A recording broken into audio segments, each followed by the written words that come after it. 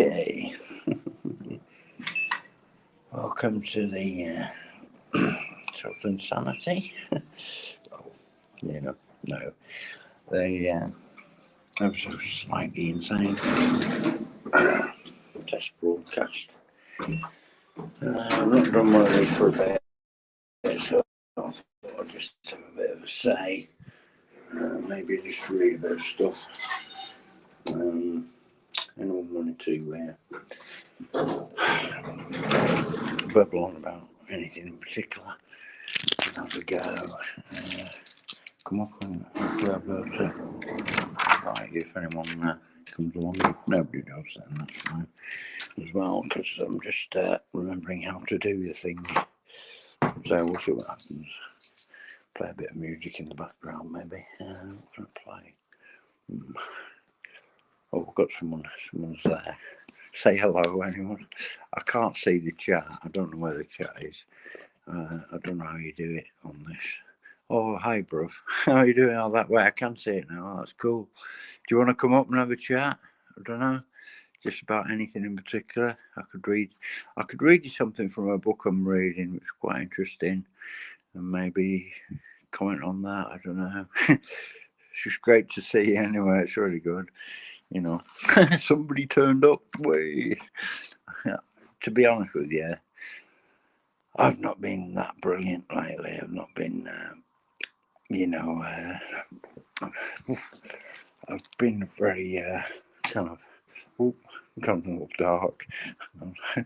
I've been kind of a bit out of it recently, kind of out of the general. I don't know, out of things a bit. So I've been visiting channels, but not as much as I should do. So much going on all at the same time at the moment. It's pretty much a struggle. Does anyone want to come up? See what I do. I've got to press this. Invite guests. Anyone want to come up? I don't know. I don't know how you do it. Yeah, so I'll just say hi. Got to go to dinner soon. Okay, I hope you enjoy your dinner. What are you having? What are you having for dinner? Waldorf salad.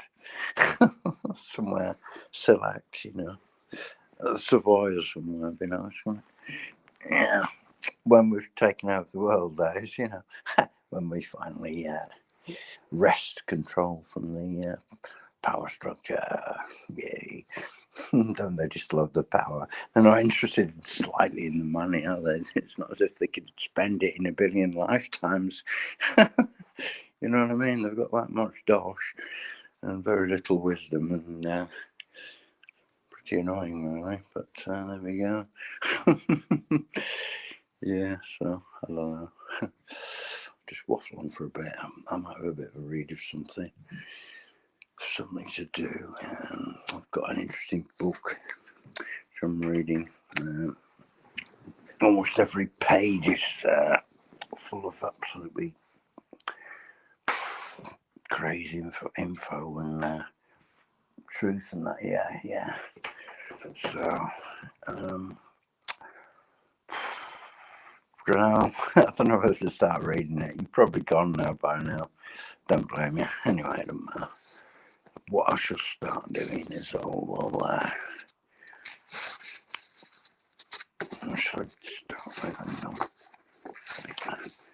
yeah, it's quite interesting, really. I don't know what I was going to say. I'm not with it. I need someone to bounce off. So if somebody's up there talking to me, do you know what I mean? If somebody wants to step up kind of thing. But I'm not sure how you do that. So if anyone was actually, do you know what I mean? It's good to see you in the chat.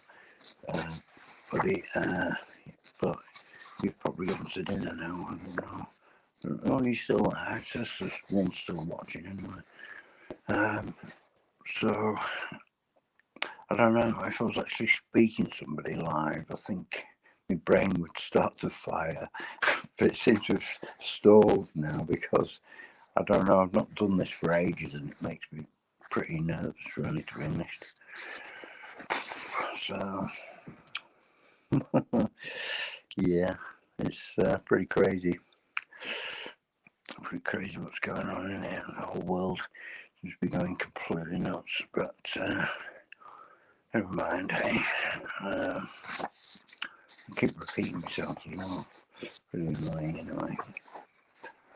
It's quite interesting what, how I was reading about Vietnam and how I should put it in the right place, this book. Yeah, all the crazy things that they brought in, the crazy technology they did in Vietnam, and all the operations they were doing before they were actually technically supposed to be actually engaged in the conflict. They weren't officially engaged in it, but they were doing it for quite a long time before they actually had to admit that they were doing it, if you know what I mean. So it became official on a certain date. I'm trying to find out, where's it gone?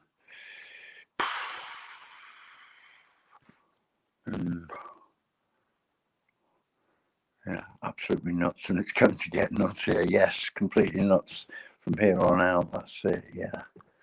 Anyway, I see you've gone, mate. Never mind. Right, I'll hang on a bit longer. I'll just read now. What I might do is just I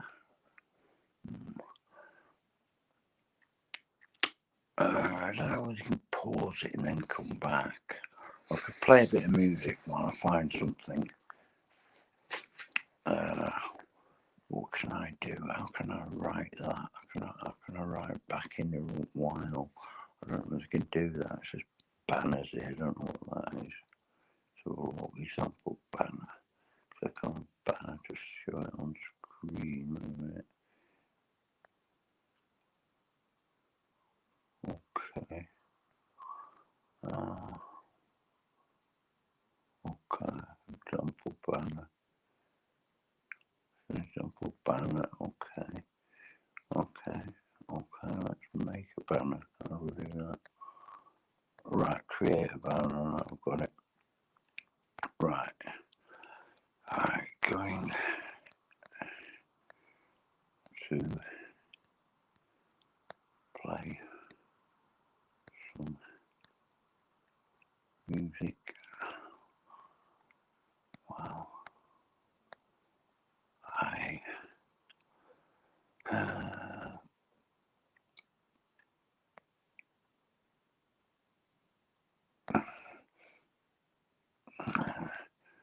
find something.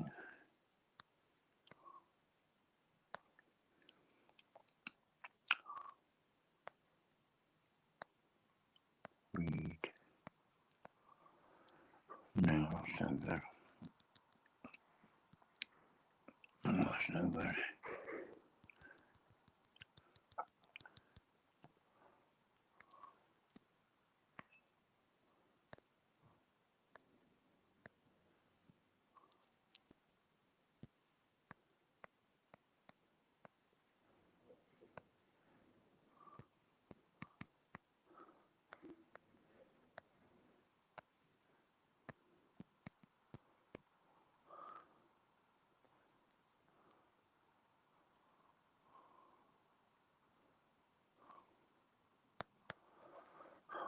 There we go.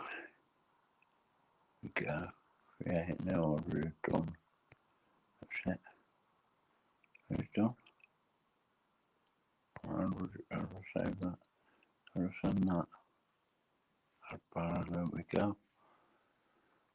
Oh, I haven't done it. I haven't done it. Okay. Alright.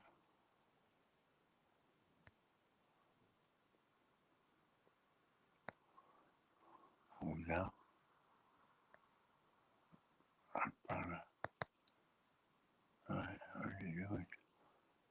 What's it doing? Oh, I'll do that.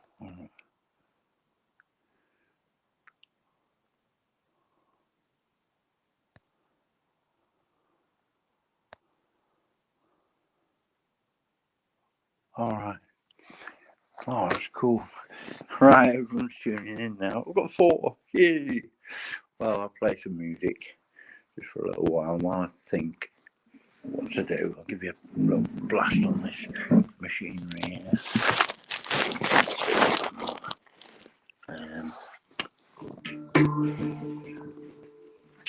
Some vibes tonight. Right.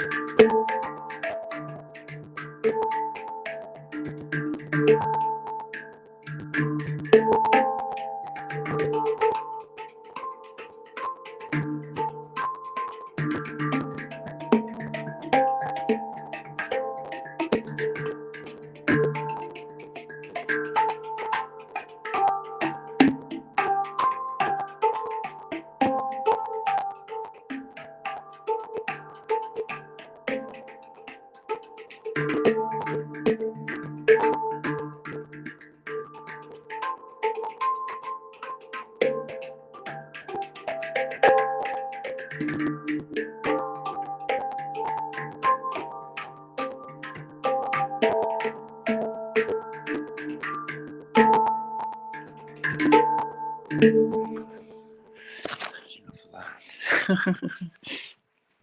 Anyone enjoy that? I don't know. Right, I can't see the comments. Oh, cool. There we go. That's the comments. Oh, hi, Leslie. Oh, Scarborough. Hi, bro. Yeah, I'm just testing this thing out. I'm had to go on it for yonks. Just seeing how it's doing it. Oh, cheers, man. Thank you. Hi, little wing. Nice surprise. Oh, yeah, still here. Just about. Almost there. I don't know. What's the word for it? What's the word? I don't know. Still drifting about in the cyberspace, you know. There's a lot of space left in my mind for. I don't know. We're probably all cyborgs now, aren't we? Near enough for breathing in all this cyborg technology. Probably. I don't know. It's pretty crazy, really. Hey, Martha. Oh, that's really nice to see you, Martha. How's Alberta? Canada. Yeah. Oh, you sent me a really nice message. I sent you one back. I don't know whether you read it, but that was really nice of you. And, yeah. So, I don't know if you didn't see that. You can read it. I can't remember exactly what I said, but still, Monday. Yeah, so we're all under the cosh now, aren't we? We're all really, yeah. Oh, yeah, they always do, don't they? Yeah, good to see Fiona and Little Wing in it, Scarborough. Yeah, man. Yeah, it's great. I haven't visited Little Wing for a while. She popped over to my place for the other day, and it was nice to see her. But I need to get back to a lot of people. I haven't. I have been kind of like pretty. I've had a lot of crap going on in my personal life and stuff like that to sort out. I seem to be making some kind of a progress. Got to plug the thing into the mains. I've noticed when I go on live stream, it seems to drain the battery like hell. I don't know why. Because it has to get beamed off to, DARPA and everywhere else. You know, they love our stuff, don't they? Yeah. They want to know what the opposition's thinking, you know. Yeah, exactly. So, know your enemy. Yeah. They certainly are our enemy, aren't they? Enemies of life itself, you know. But we're not finished yet. you know, I don't know. I don't know what's going to happen. They could wipe half of us out. There's still, you know, there's still 4 billion left then, isn't there? So, you know, they're only 1%, aren't they? 1% of, you know, what have they got? 1% of absolutely no empathy, no concern at all for the planet or anything else. So that's what we're up against, basically. Completely bankrupt, bankrupt spiritually, demonic entities, and that's what they are. They're not people at all. They can't be, can they? They're not human anyway. Certainly lost all human qualities have just been deleted from their gene pool and everything else, haven't they? You know, over the years, you know, absolutely no possible kind of, yeah, they aren't human, they're inhuman, isn't it? I mean, it's just inhuman what they're doing, not just to, you know, the innocent little children and wildlife, but to the trees, you know. The trees are innocent. What have the trees ever done? But provide, you know, oxygen for us, you know, and so love breathing in the CO2, of course, which is wonderful. Nothing wrong with CO2. It's not really a greenhouse gas at all. In fact, it helps keep the planet warm, but it's not overheat. I don't think it's overheating. I don't know. There's a debate about, is it overheating too much? Well, if it is overheating, then surely a planet, it should be raining more on a warmer planet, shouldn't it? Because there should be more moisture in the air, but the air feels so dry. But maybe that's just because of all the desiccants in the nanoparticulates and stuff like that. I don't know. But it's a bit confusing, really, altogether. Because on the one hand, people say, well, it's freezing cold, it can't be global warming, blah, blah, blah. You know, the planet can't be heating up. And on the other hand, they're saying that the ice caps are melting and this, that, and the other, which they seem to be in certain places. There's this Thwaites Glacier threatened to disappear, possibly, you know, things like that, obviously. But you don't know what climate engineering they're doing right above the, you know, in the Arctic and, well, the Antarctic. They're doing it everywhere. It's all around the world, so, you know, it's a tricky one, really. I'm not sure what exactly to believe about a lot of things, you know. Where are we? How, in fact, is the temperature of the Earth actually measured? I don't know how they gauge that. You know, obviously, you can walk around with a Geiger counter and measure the radiation, stuff like that. You know, but the actual temperature of the Earth, I mean, how the hell do you estimate that? How do you work that out with satellites or whatever? I don't know. No idea. Anyway, and is that reliable? Is anything reliable? Is anything they say about anything really reliable? Does anyone really know? Hi, Carly, how are you doing? Good to see you tonight. Oh, hi, Richard. Great to see you, man. Yeah, it's a long time. I haven't visited you for a while, but you haven't visited me either, you silly sod. Sorry, I'm only joking. No, it's good to see you, Richard. I love your voice, you know. I like your accent. Yeah, I enjoy listening to your reports. Yeah, what was it? Pictures of the day. That's the one. Yeah, very good stuff. Yeah, I've got this book. It's quite an interesting book. It's called The Pentagon's Brain, written by Annie Jacobson, who also was the author of a book called Area 51 and Operation Paperclip, which we all know about, which got a lot of pretty evil Nazis off the hook and sent them over to do rocket science and genetic research and all that jazz in America. And basically, I think what's happened is they've infiltrated everything, along with all the other people. I mean, obviously, what people perhaps don't realise, the Adolf Hitler guy was supported by Prescott Bush, which was the granddaddy of,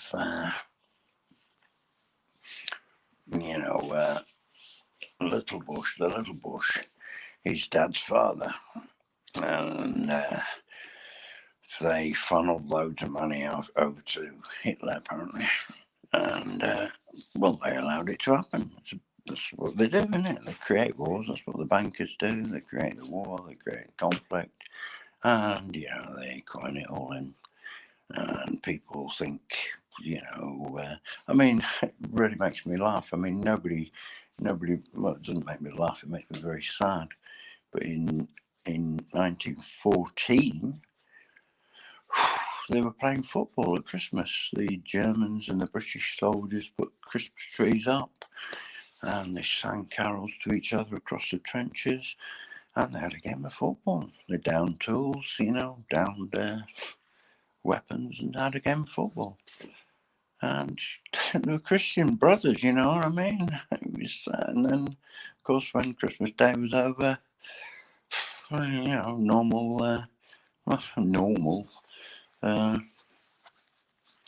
functioning was normal service was resumed, and the war went on for another 4 years till 1918. I mean, it's just ridiculous. People nobody wants to fight anyone. Nobody hates anyone. It's them that cause the hate. Worrying is a bad side effect of caring. It's not I suppose so. It can be. Worry was definitely a killer, but you can't not care, and you can't not be worried. But yeah, it is a bad side effect, actually, physically and emotionally, I guess. It can disable you. But basically, if everyone gets afraid, then they've won, haven't they? Everyone just cowers down and, just goes along with everything that the power structure wants to implement. We're all completely finished. That's it. That's the end of everything that everyone ever fought for. You know what I mean? And died for. They believed they were dying for their country when really they were being manipulated to create a lot of hatred between countries. Germans were demonized. They've forgotten about people like Beethoven. You know what I mean? Decent people. And they forgot, they didn't give a damn about all the beautiful architecture and wonderful places in Germany when they bombed the hell out of it. And what was he called? Bomber Harris. I mean, he absolutely, completely blitzed Dresden when it was totally unnecessary. And obviously it was just bombing civilians, basically. It's just disgusting. And that's what they do. They're not bothered about me and you. They don't care about ordinary people. Ordinary people don't have any issues. They don't want to fight. They're only manipulated to feel.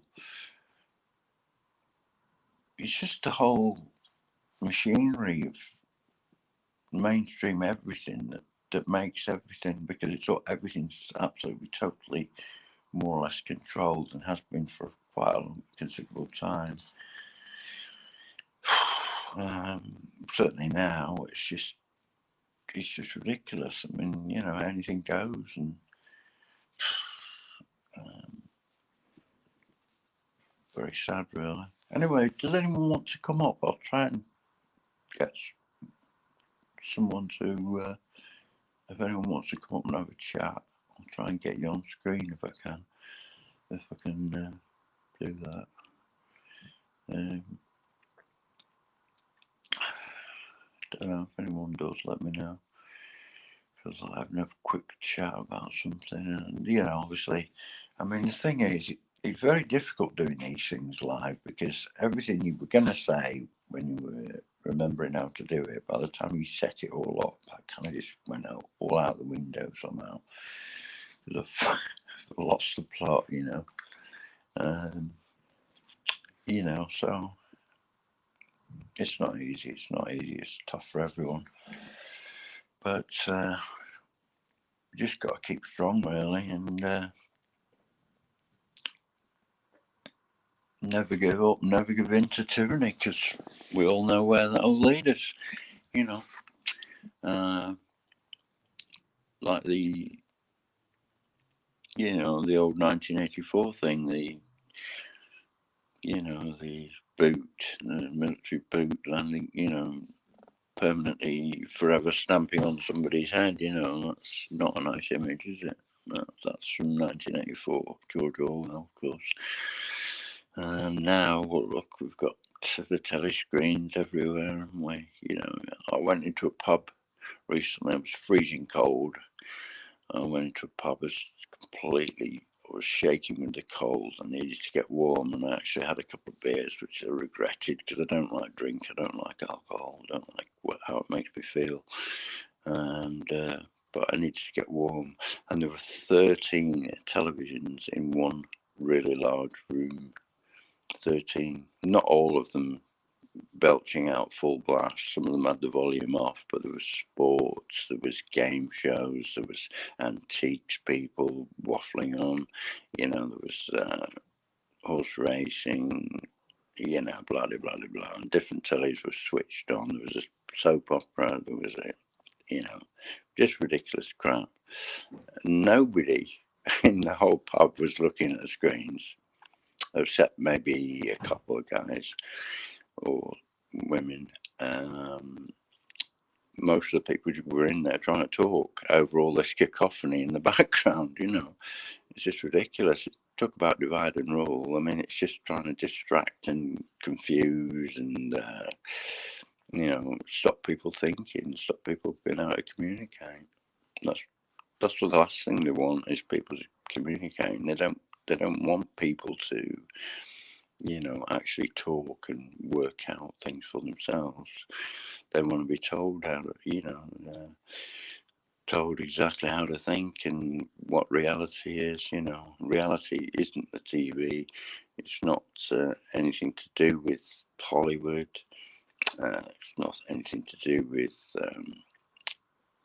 politicians. They've no idea what true reality is for the average person. I mean, the idea that billionaires and stuff like that are going to save us, or give a shit about the ordinary people in the world, is just ridiculous. And these people who control everything in all these countries, they're all most of them are multi-billionaires. You know, and they just arrive all of a sudden. You know, you have a change of leadership, or, you know, somebody goes down because they made a mistake, like Boris Johnson over here. Made a cock up and somebody else just took over, totally unelected, and there we go, television. Yeah, exactly. That's what we got. And it's not just tell a lie, it's telling all lies all the time. It's permanent, total brainwashing machine. That's what it is, and it's a total distraction. When that TV is on downstairs, everyone just gawps at the television. No one looks at each other. No one looks in the eye. Everyone's just, you know, if you pass them, you mention something to them, you say, oh, by the way, did you know that this, that, and the other? They're just so gawped out with the screen, they barely acknowledge it. You know, it's, you know, it's, what's the word for it? it's like a hypnotism, you know. People have been hypnotized. It's like a magic trick, and it's the same with all their programs. It's all sleight of hand, you know. It's like this is what's happening. This is what's really happening behind the scenes, but no one can see it because they're pointing you in another direction. They're trying to make you think a certain way, and you can't see the wood for the trees because they just completely bamboozle you with bullshit. And that's what they do all the time. So, yeah. What can we say, really? How can we, you know, with what's left of us, you know what I mean? Those people who care about the world truly give a shit about our planet and our children's future, you know. However compromised we may be, whether we've had the procedures or not, you know, whether we've done that or not, it shouldn't really. Everyone. I mean, I was listening to somebody tonight actually on Carly's channel, and she regretted having what she'd had, and was very blah blah blah. But she was brave enough to speak out, and there's some other guys and people on there as well speaking out, and they've got to do that because, you know, this is beyond criminal, isn't it? It's beyond. It's totally reprehensible, completely heinous, and evil's not a strong enough word for it. I don't know what the word is for it. Really, it's worse than evil. It is demonic. That's what it is. Anyway, it's pretty heavy, this, isn't it? So think of something nice. Think of a joke. Can't think of a joke at all. Can't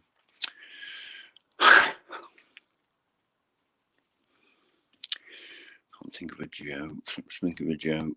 Oh, yeah. Okay. What gets wetter as it dries? It's a bit of a lateral thinking joke, this one. Anyone know the answer to that? What gets wetter as it dries? Well, won't bore you for too long. Well, it's a towel, of course. Mud. You know. Not very funny. Well done, Adam. I'm not sure if you got that before I gave you the answer. I'll let you off, though. You now win this beautiful lounge suite and you win the sports Mini Cooper, but you don't win the delectable Shazza leaning on the bonnet in her underwear, virtually. But never mind. That's all jolly good, isn't it? Yeah. Really, I should perhaps. I mean, I've toyed with this idea of just going into total sarcasm, you know, forgetting the script and everything, forgetting the and just, you know, just totally going for banal sarcasm and which of course is the lowest form of wit. Apparently, somebody said sarcasm's the lowest form of wit, but not necessarily. I think it has its place, and certainly when people are being completely obnoxiously what's the word for it? Draconian, you know, and they're being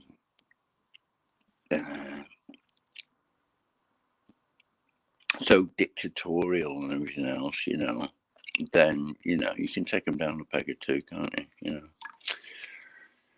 Yeah. Oh, I made a pun up the other day. I can't remember what it was. It was to do with Schwab. Can't remember what it was now. Oh dear, it was a good one. I thought I'll have to write it down. I never wrote it down. I was out somewhere and I thought something like a little couplet, you know, a bit of poetry or something. I'm working on some songs. I've been working on something, so maybe I don't know.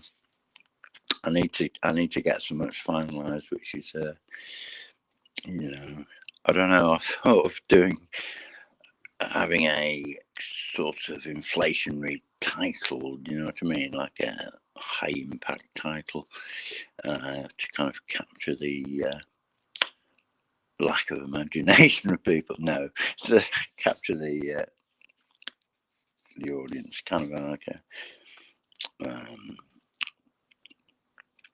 kind of sloganized title or something like that.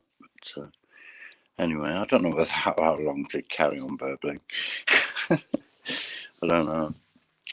It's not the greatest live stream ever, this one, is it? But anyway, I'll read you about this book if you want.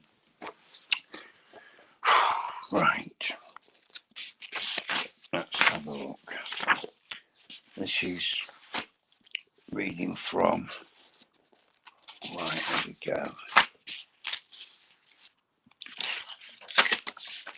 That's right. Oh yeah, okay.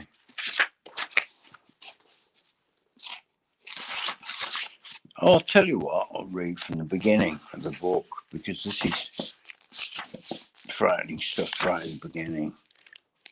And it's called, chapter 1 is called The Evil Thing.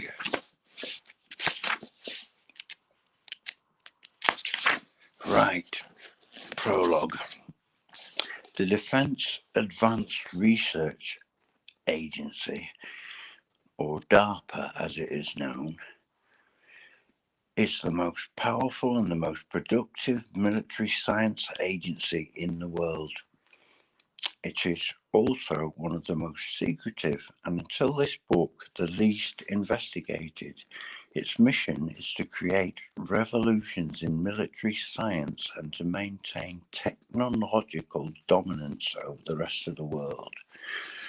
DARPA was created by Congress in 1958 and has functioned ever since as the Central Research and Development Organization of the Department of Defense. With an annual budget of roughly $3 billion, DARPA is unlike any other military research agency in the United States.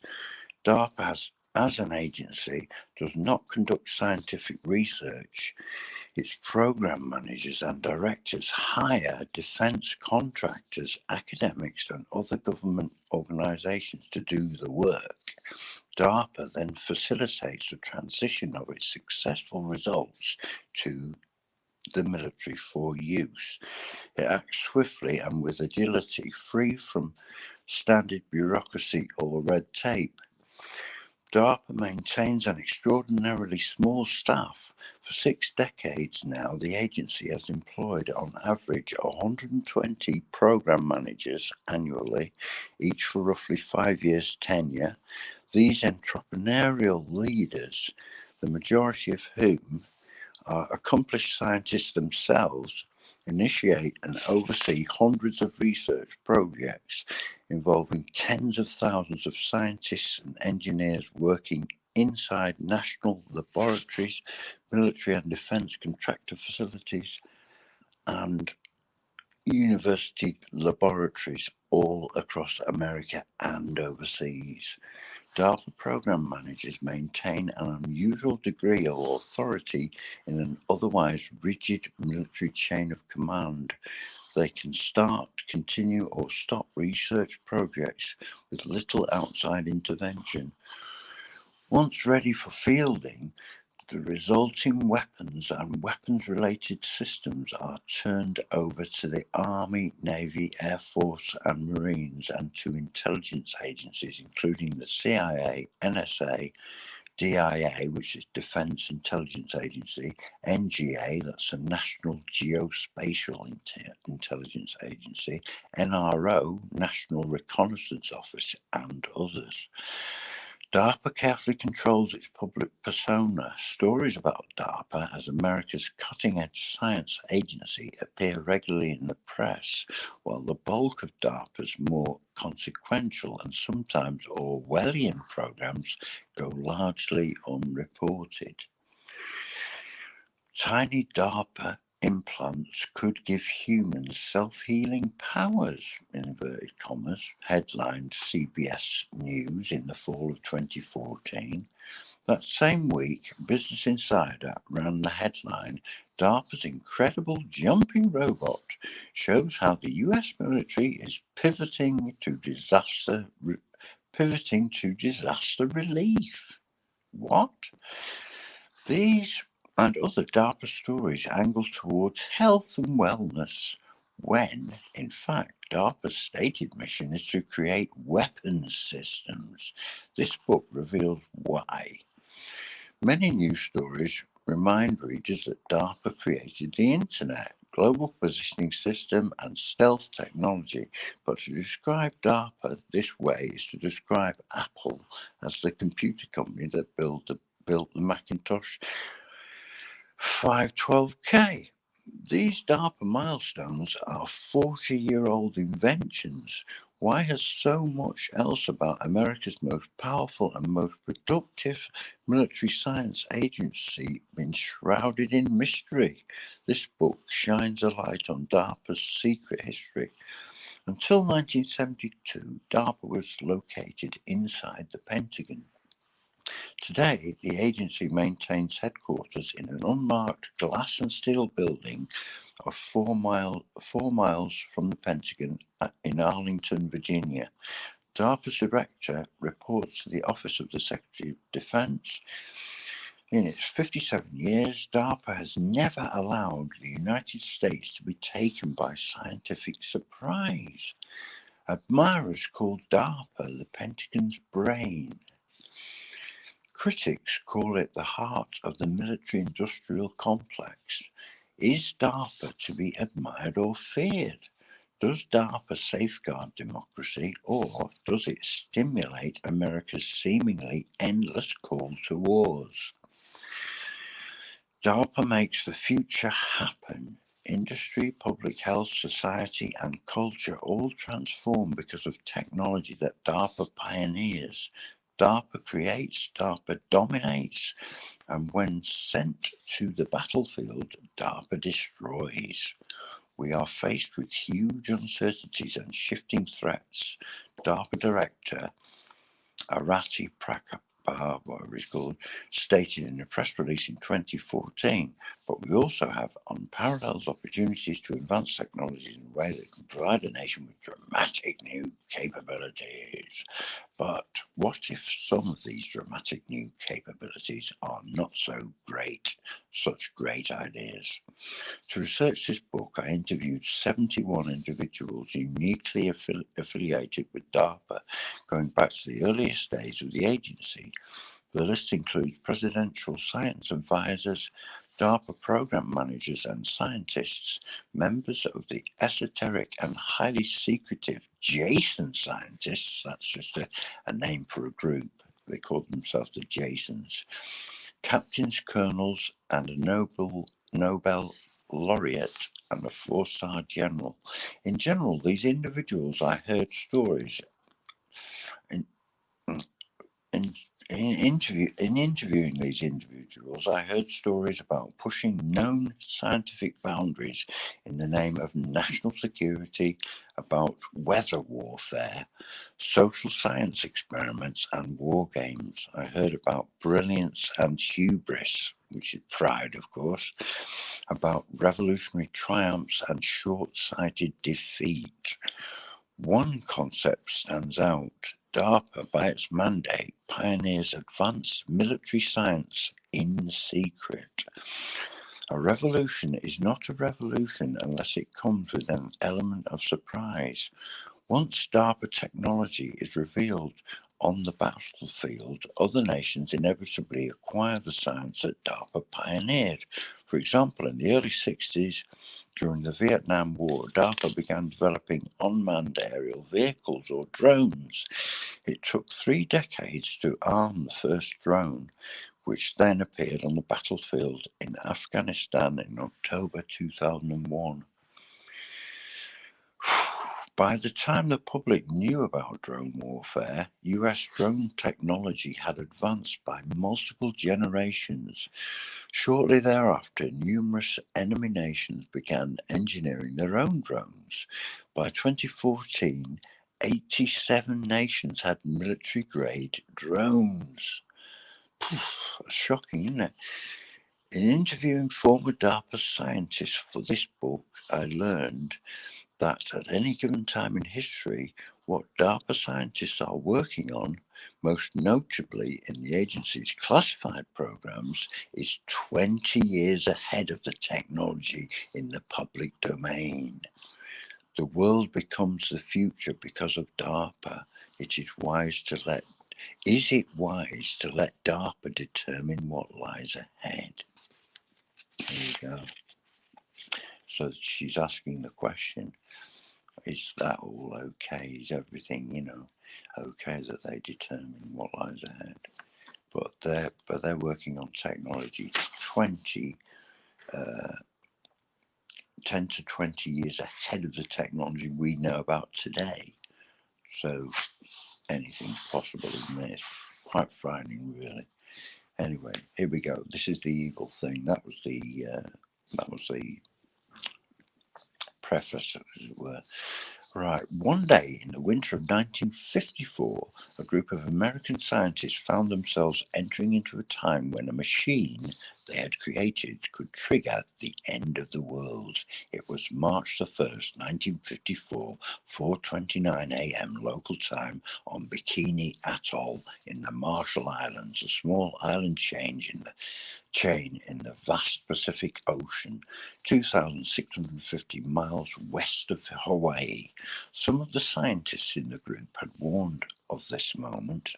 Enrico Fermi and Isidore Rabi, both Manhattan Project scientists, called this machine an evil thing, and they told President Truman it should never be created. But it was built anyway, and now it was about to explode. The machine was a thermonuclear or hydrogen bomb, small enough to be loaded onto a US Air Force bomber and dropped on an enemy city like Moscow. Because the bomb's existence had been kept secret from the American people, the test that the scientists were about to witness had been given a code name. It was called Castle Bravo. In other words, bravo for not blowing the cover, not for everyone keeping nice and stum about what they were up to. That's why they called it Castle Bravo. That's the code name. Right. On one end of Bikini Atoll, 10 men, each with a top secret Q clearance for access to nuclear secrets, waited inside a concrete bunker facing an unknown fate. In a little more than 2 hours, the most powerful bomb in the history of the world to date was going to be detonated just 19 miles away. No human being had ever before been this close to the kind of power this bomb was expected to deliver. With a predicted yield of 6 megatons, Castle Bravo, the bomb, in other words, would deliver twice as much power as all the bombs dropped on Germany and Japan during World War II together, including both atomic bombs. Thanks to recent advancements in defense science, by 1954, machines were being miniaturized at an astonishing rate. Nuclear weapons in particular were getting smaller and more efficient in ways that scientists could not have imagined a decade before. The Castle Bravo bomb would likely explode explode with 1,000 times the force of an atomic bomb dropped on Hiroshima of the atomic bomb dropped in Hiroshima in August 1945, and yet it weighed just a little more than twice as much. The light had not yet come up on Bikini. An intense tropical rainfall the night before had left the fronds on the coconut palms and pandanus trees soaking wet. Salt-loving sea lavender plants covered the lowlands, and little penny-sized geckos scampered across wet white sands. The bunker, codenamed Station 70, was an odd sight to behold. Squat, rectangular, with a blast-proof doors and 3-foot concrete walls. Everything but the bunker's entrance had now been buried under 10 feet of sand. A freestanding concrete block seawall stood between the bunker and the lagoon, engineered to help protect the men against a potentially massive tidal wave. A 300-foot tall radio tower built nearby made it possible for the men in the bunker to communicate directly with US defense officials and scientists running this secret operation from aboard the Task Force Command ship USS Estes, 60 miles out at sea. The men inside the bunker were members of the bomb's firing party, a team of 6 engineers, 3 Army technicians and 1 nuclear scientist. Miles of waterproof submarine cable connected the racks of electronic equipment inside the bunker to the Castle Bravo bomb, which was located on a separate island 19 miles across Bikini's lagoon. In the bunker we felt secure, recalled Bernard O'Keefe, one of the nuclear weapons engineers who had advocated for the test. Like Fermi and Rabi, Barney O'Keefe had worked on the Manhattan Project, but unlike those 2 nuclear physicists, O'Keefe believed this hydrogen bomb was a good thing, that it would keep Americans safe. Defense science is, and likely always will be, a debate. At 4:30 a.m., we heard from the scientific director, O'Keefe, later remembered Dr. William Ogle, Los Alamos scientific director, used the ship's shore radio link to relay messages from USS Estes. 0 hour grew near. Start the countdown, Ogle said. The time is H minus 2 hours, O'Keefe announced. Beside him, another member of the firing party pushed the red button marked 2 hours. The machinery took hold. Inside the bunker, time marched on, and as it did, the general tenor shifted from bearable to agonizing, O'Keefe recalled.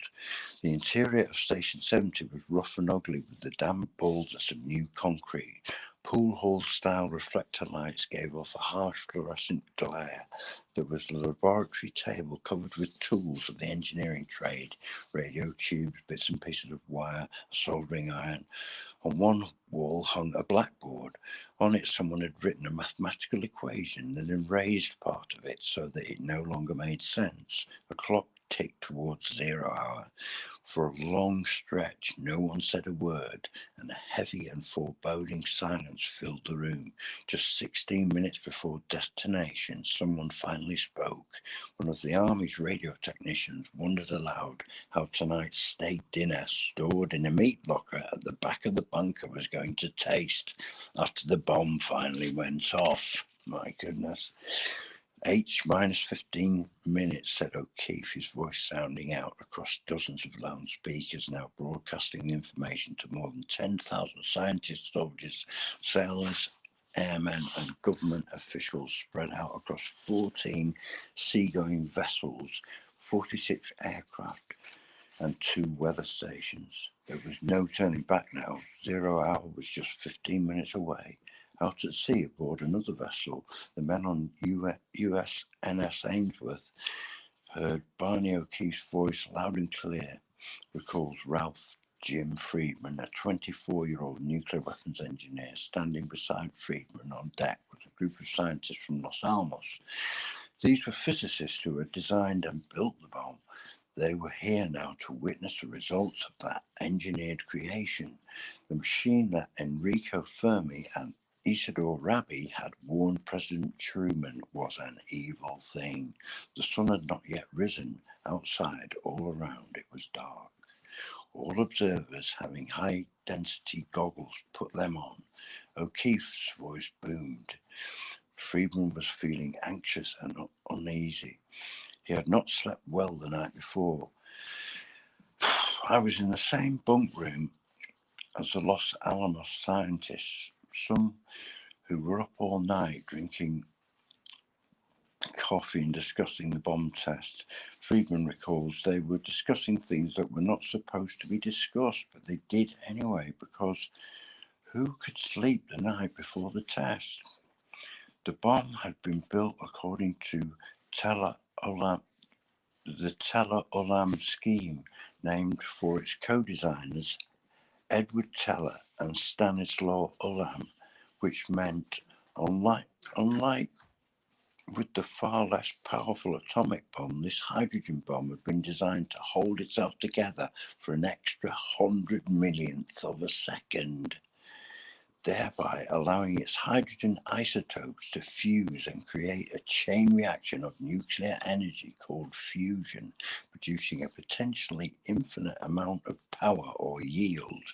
What this meant, Friedman explains, was that there was a 1 in a million chance that, given how much hydrogen is in the Earth's atmosphere, when Castle Bravo, the H-bomb, exploded, it could catch the Earth's atmosphere on fire.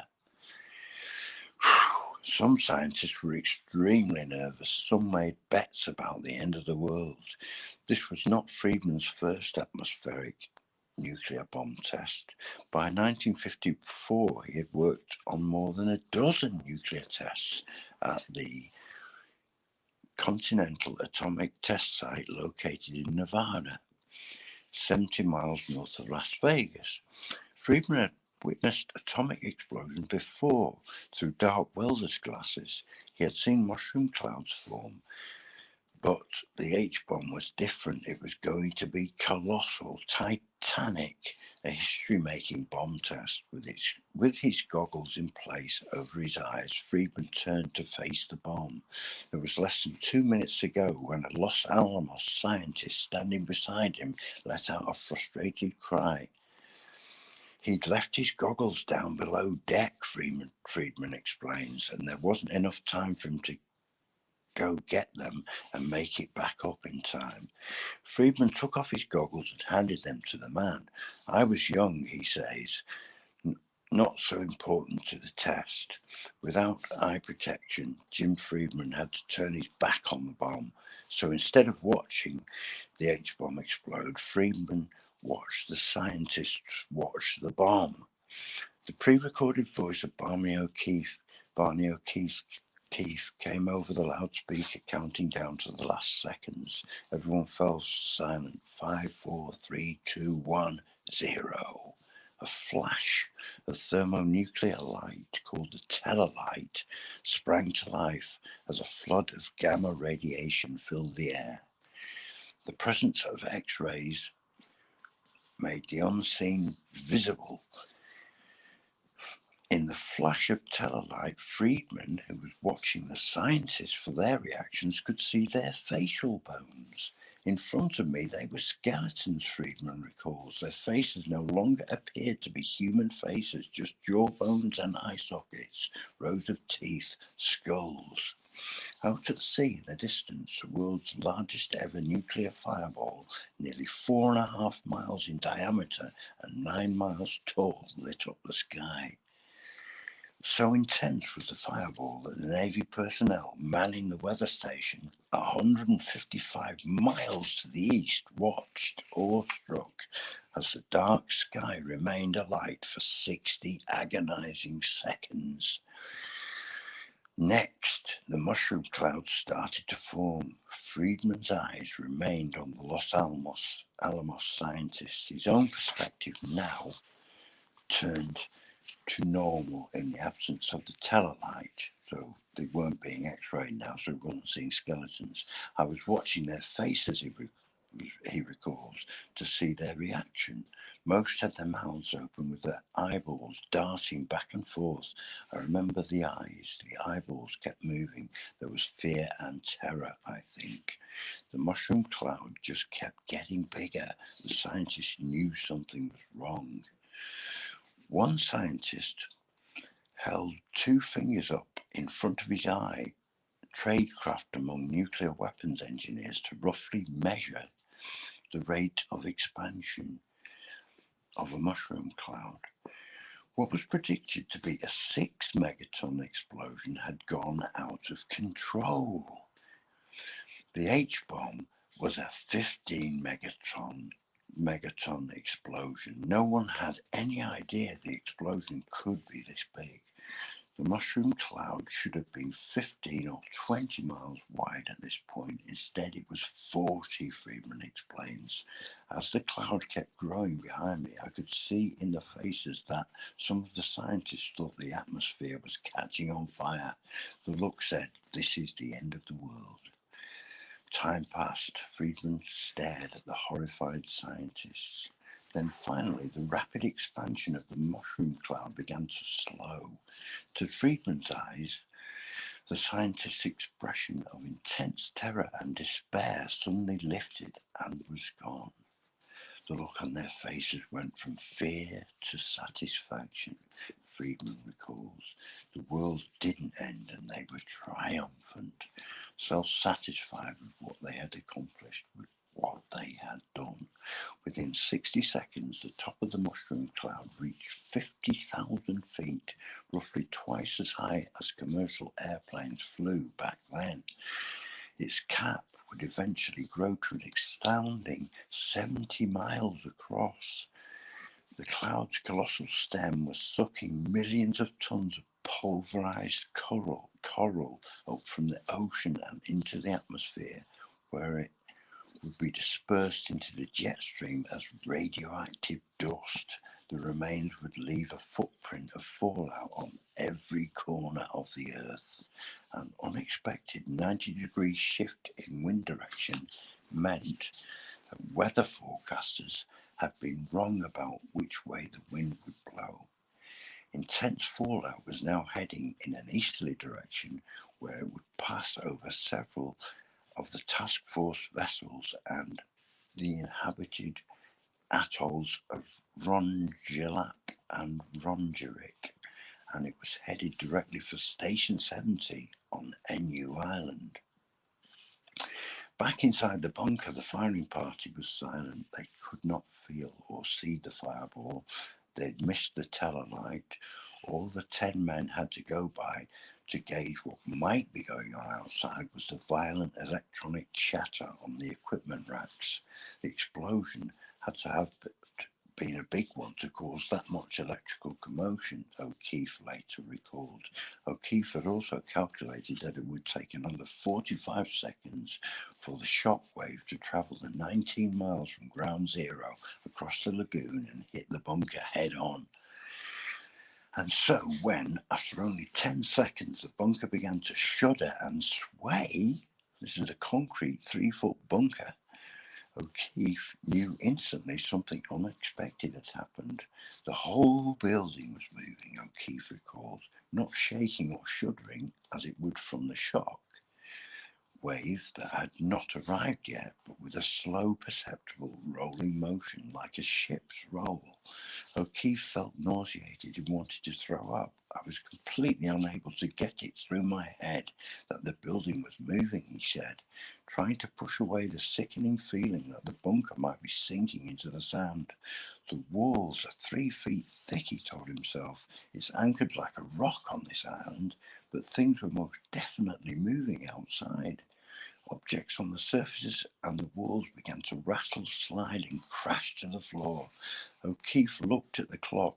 He knew how long it was supposed to take for the shockwave to travel from ground zero to the bunker. It was impossible for the shockwave to have reached NU Island yet, he recalled thinking, but the bunker was moving. The motion was unmistakable as it built up. Lights flickered. The walls appeared to bulge, and there was a loud and frightening crash like a thunderclap as the giant steel door beat like a drumhead. A slow, sickening whoosh sounded through the bunker as the air found its way out after the shockwave had passed. One of the men was thrown to the ground, and O'Keefe watched him stagger as he struggled to his knees. Sparks were flying. There was the sputter of electronic batteries. A vapour cloud began to fill the room. Then the worst possible element in this catastrophic mix appeared. Water, someone yelled. There's water coming in. O'Keefe's legs went rubbery. It was too early for a tidal wave, he told himself, and began to think that perhaps the whole ocean had erupted around them. That soon he and his colleagues would be jettisoned to the bottom of the lagoon, their concrete bunker a watery tomb. The scientist in charge, Dr. John Clark, dispatched one of the army technicians to investigate. The technician walked to the single round porthole built into the blast-proof steel doors and looked outside. Station 70 was not underwater. It was still anchored to the land. The water in the bunker was coming from the burst water pipes. O'Keefe volunteered to take a Geiger counter and venture outside. Several others followed along, Geiger counters in hand. The situation outside looked far worse than anyone had anticipated. Palm trees were on fire, dead birds littered the land. There was no visible life, and they sensed that they might not be life anywhere. The sun was blotted out behind a nuclear mushroom cloud. The air was filled with a whitish chaff, O'Keefe recalled. I stuck out my hand, which was soon covered with a substance like talcum powder. When O'Keefe turned on his Geiger counter to check for radiation, the needle spiked. Somebody else shouted a dangerous radiation level. If a human were exposed to this level of radiation for 25 minutes, he would be dead. The men ran back into the bunker, but inside, behind 3-foot concrete walls, there was also life-threatening radiation levels on the Geiger counters. The group retreated to a region far back in the bunker behind a second concrete block where there were urinals. Jack Clark called for an emergency evacuation, but was told it was too dangerous to send helicopter pilots to NU Island just yet. Station 70 had been designed with a 10,000 factor of radiation shielding. Whatever was going on inside the bunker outside, it was 10,000 times worse. The firing party would have to wait it out. Eventually, the deadly radiation levels would subside, they were told.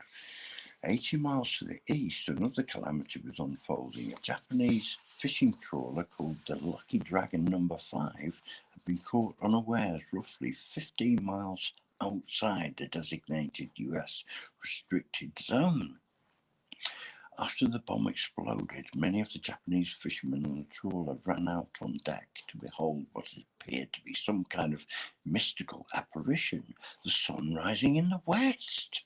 Awestruck, they stood staring at the nuclear fireball as it grew until a chalky material started falling from the sky. This was pulverized coral made highly radioactive by the thermonuclear blast. By the time the fishermen returned to Japan, all of them were suffering from radiation poisoning. 6 months later, the Lucky Dragon's chief radio operator, Aikichi Yaboyama, died. The H-bomb was a weapon of unprecedented destruction. It was 250% more powerful than the force calculated by the scientists who had engineered it. In time, the bomb would become known as the worst radiological disaster in history. Radioactive contamination became so consequential and widespread that 2 days after the explosion, the Navy evacuated Rongerik, Alinguinane and Uwharris atolls, which lay between 75 and 300 miles to the east of Ground Zero. Many of the islanders living there were powdered in radioactive dust. In the days that followed, the world's 2.7 billion inhabitants remained ignorant of what had happened in the Marshall Islands. The Atomic Energy Commission ordered a news blackout on the after effects of the bomb, including that no mention be made of the extensive fallout or the evacuation of the 4 atolls. The bomb was only the first explosion in a series of US hydrogen bomb tests, a series that had been obliquely announced to the public as weapons tests. All other information was classified. This was 1954, before the invention of communication satellites. It was still possible to move 10,000 men and a fleet of warships and airplanes unobserved to an obscure corner of the earth to conduct a secret hydrogen bomb test. Americans back home remained in the dark. On March the 10th, a full 9 days after the United States had exploded what would turn out to be a 15 megaton hydrogen bomb, causing deadly fallout to circle the earth, President Dwight Eisenhower took to a podium in the White House press room. In his weekly presidential news conference to the nation, he had this to say: "I have only one announcement. It is very inconsequential. Sometime during the coming week, I shall probably go on the air to discuss the general contents of the tax program." Bloody hell, can you believe that?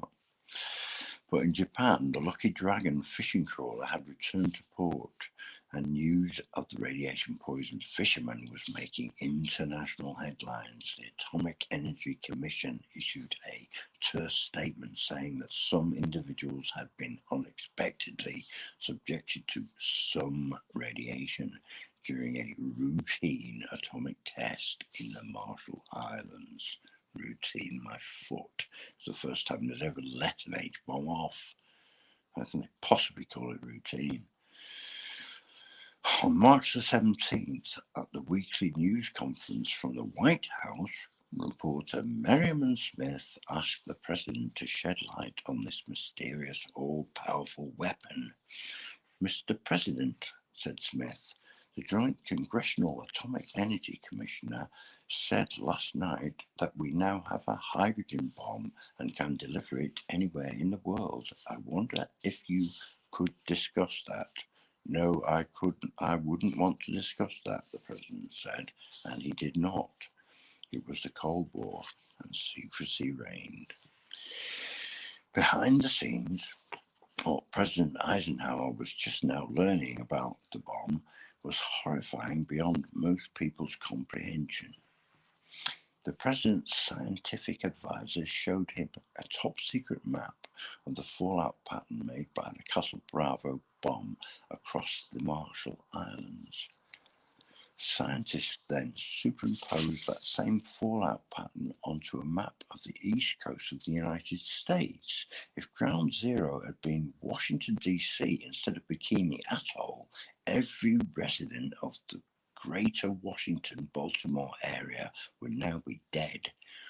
Without a Station 70-style bunker for protection, the entire population living there would have been killed by 5,000 roentgens, of radiation exposure in mere minutes.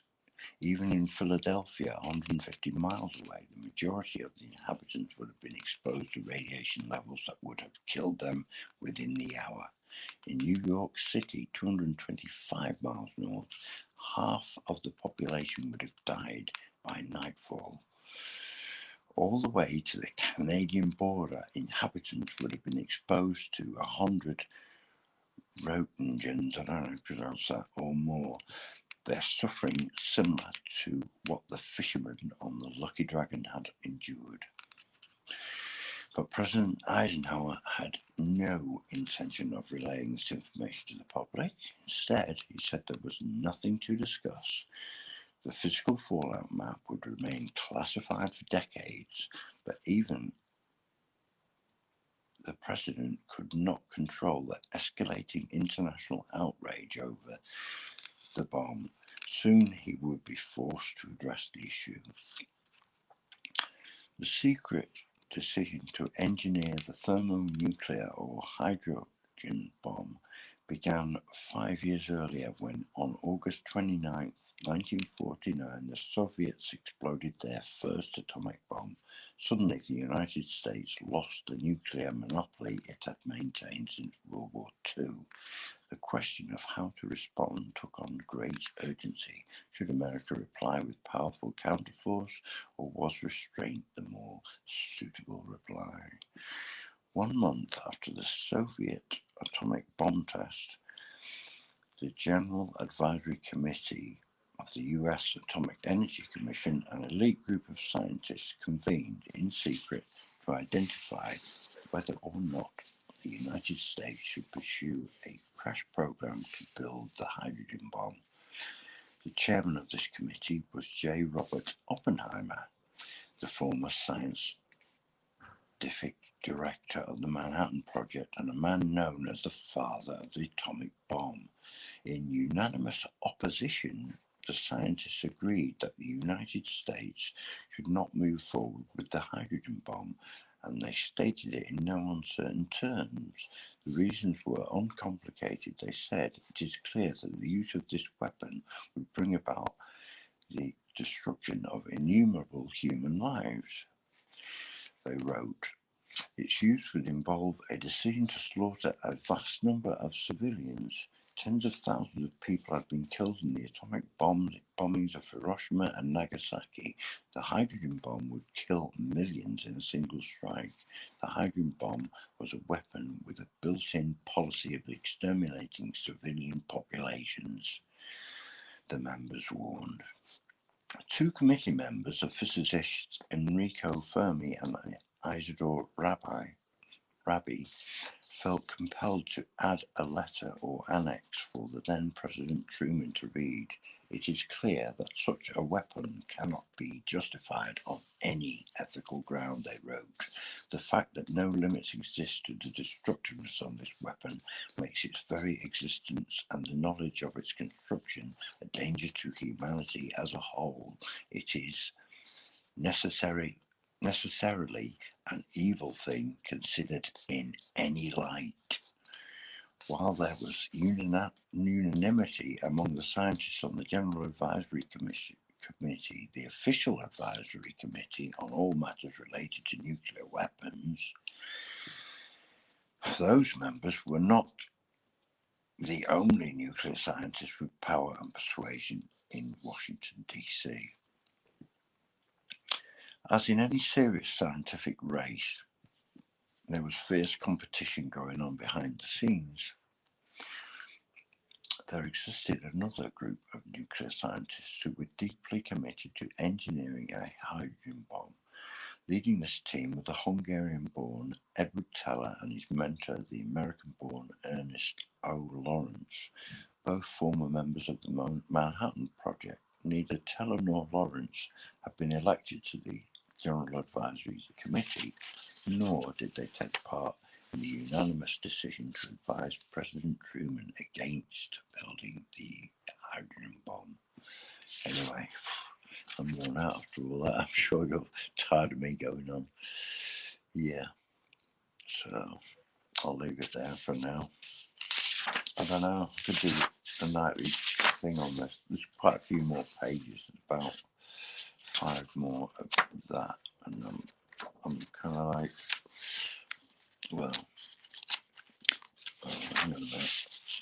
Yeah, we'll leave it at that for now, but you got the idea. They did it anyway. They knew it was an evil thing, as Isidore Fermi and the other guy said, whatever it's called, you know, the good guys. Although they'd worked on the Manhattan Project, they came out and they said, well, this is one step too far. This could literally, you know, those scientists were actually shit scared at one point that they'd actually set fire to the whole bloody atmosphere. So really, It just tells you that they're just so insane. They didn't even know what the first nuclear bombs wouldn't create a chain reaction, destroy the whole Earth anyway, whole world anyway. So, but they did it anyway. So because this is what they do. Because that's that crazy. Oh, thanks, man. Yeah, I tried to read right through to the end of the chapter once I got flowing, but I couldn't manage it. Bloody knackered. It's late anyway. But yeah, they always wondered if it was more than two H-bangers were ignited at the same time, it would cause a worldwide chain reaction destruction of the Earth. Exactly. Yeah, they did. Yeah. Because there's so much hydrogen in the atmosphere. I've forgotten what the actual composition is, but yeah. Nice to see you, Road. And that way, great. Thanks for enjoying that. And thank you, Martha, and all who stayed till the end. I'm sure people phased out. It's fair enough. People have other things to do. But they can always come back to this and listen to it again if they want, you know. Hopefully I read it fairly kind of eruditely is the word. No, hopefully my pronunciation was okay. I missed a couple of words, pretty difficult, some of these foreign words. Monarch Butterfly, good to see you. Yeah, World's Elites at Work, yeah. Yeah, there's been this was 1954, the A-bomb, you know, the H-bomb. I mean, it's just absolute joke, isn't it? And ever since then, I mean, they're working on stuff now in 2023 that is 20 years ahead of the technology that they're working on. So anything can happen, you know. We're probably completely finished, aren't we? But you know, well, while we're still here, carry on, innit? You know, carry on regardless. It's our duty. We've got a duty to the planet, to our children, to the future. What any future that may be left after they've finished decimating everything. But you know, yeah. Yeah, thanks, Carly. You've gone to sleep. Fair enough. I don't blame you, mate. Yeah. Yes, nearly 3 in the morning. God, I've waffled on for ages, haven't I? Pretty cool. Road Trip Eddie's been on as well. That's cool. Oh, nice one, man. Thank you. That's cool. Yeah. Cool. I'm just reading your comments. Yeah.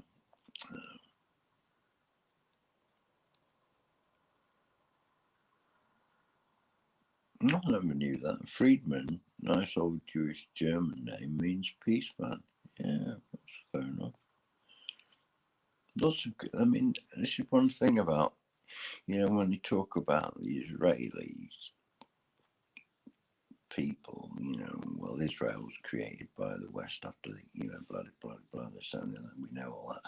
But the actual Jewish people, there's a massive peace movement in Israel.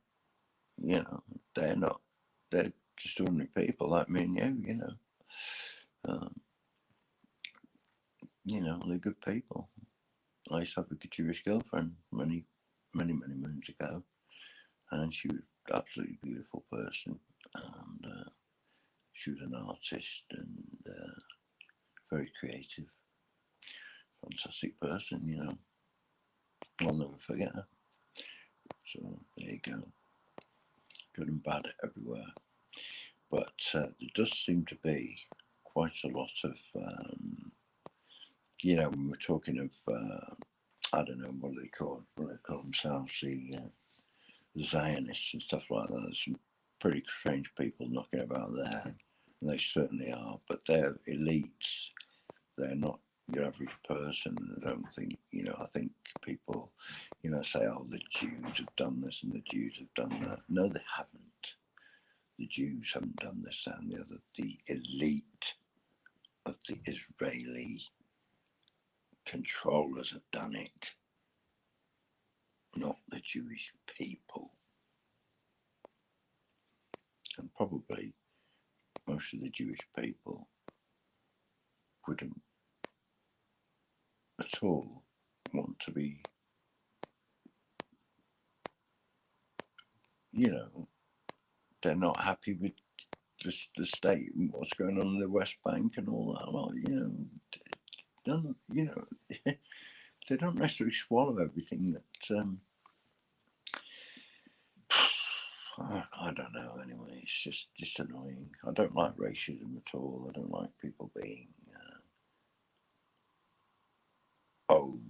The Jews. It's the Jews again. Yet again, it's the Jews doing things. I mean, we know this bank has usurers and all that lot. There's a proportion of them in there, but I don't know. If it wasn't the Jews doing it, it'd be some other person doing it, wouldn't it? When I say the Jews, when I say if it wasn't certain rich people doing it, it'd be other rich people doing it, and it doesn't matter what ethnicity they are, does it? There's good and bad people everywhere. And that's the end of the story, really. Hi there, Brian, brother. Yeah, I did a bit of reading, I think. If you've just joined me, I've just done a bit of reading from a book called, I'll show you. There's the front of it. Where's it going? I can get it in camera. It's a bit difficult. It's called The Pentagon's Brain by where's she gone? Annie Jacobson. The Pentagon's Brain.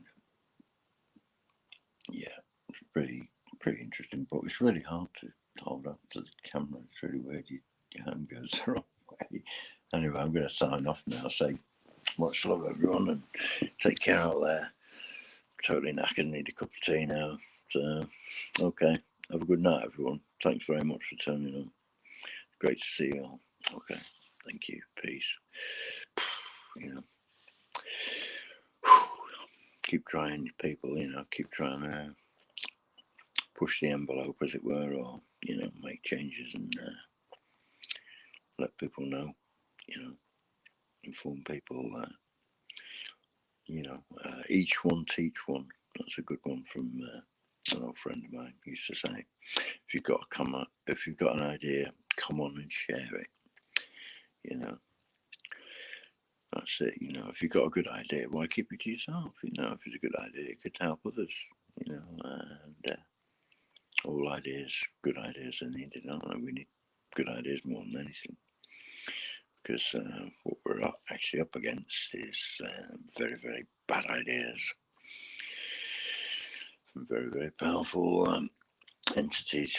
And anyway, just have to, keep on keeping on, carry on regardless. Never mind the bullshit. Yeah, take care, everyone. Thanks very much. I'll see you all later. I'm going to sleep now. Totally knackered. Thank you very much. All right. Good night, everyone. Bye-bye. Cheers.